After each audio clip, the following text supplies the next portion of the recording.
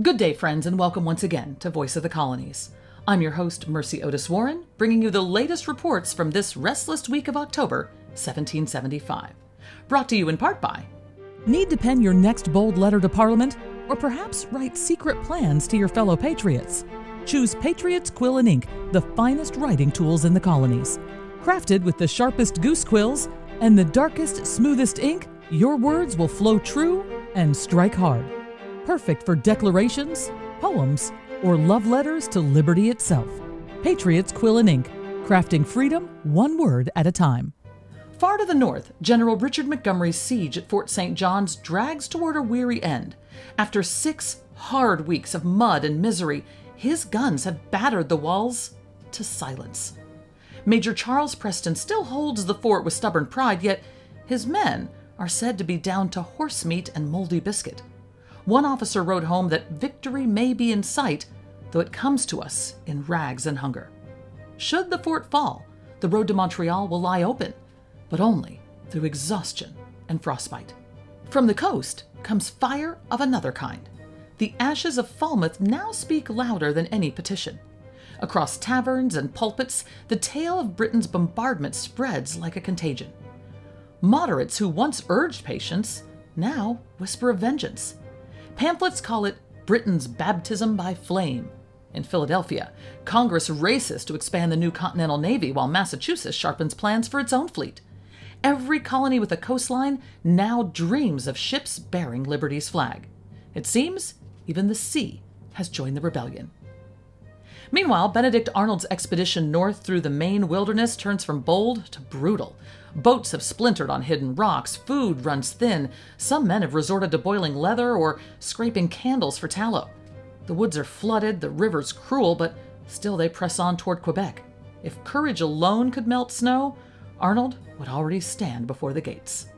We'll be back after this. Is your guest room feeling empty?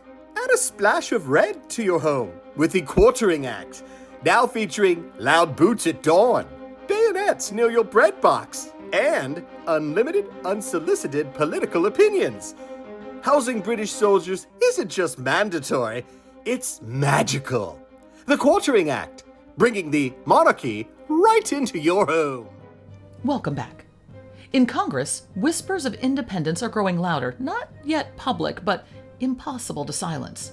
John Adams warns that reconciliation is a phantom, while others still plead for caution and foreign friends.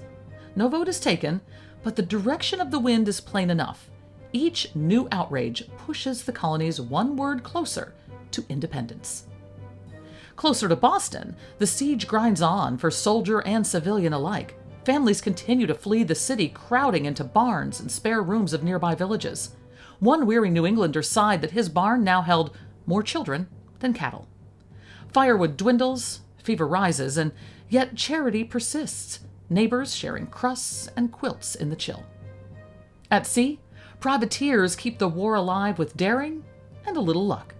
Patriot captains slip through British patrols to capture supply ships, lifelines of flour and powder. For each prize taken, a dozen others are chased down by British frigates. It is a perilous game, but one that feeds the army and the people's pride alike. And still, through all this turmoil, the human heart refuses despair. Diaries tell of fiddles by the fire, makeshift plays in camp, and jokes traded long after drills. Desertion may tempt some, but friendship binds others tighter than their enlistment papers. A tune, it seems, can sometimes hold the line just as firmly as a musket. And so, friends, this week gives us hunger and hope, smoke and song. Montgomery's weary guns may yet bring victory in Canada. Arnold's men stagger towards Quebec, and the flames of Falmouth light a navy's birth. Even amid frost and fear, our people find reason to laugh and reason to fight. Stay with me, for this is the story of our revolution as it unfolds, raw, human, and full of spirit. And if you wish to hear more of these tales, I invite you to subscribe below and return again. For the cause of liberty is ongoing, and I shall be here to tell its tales.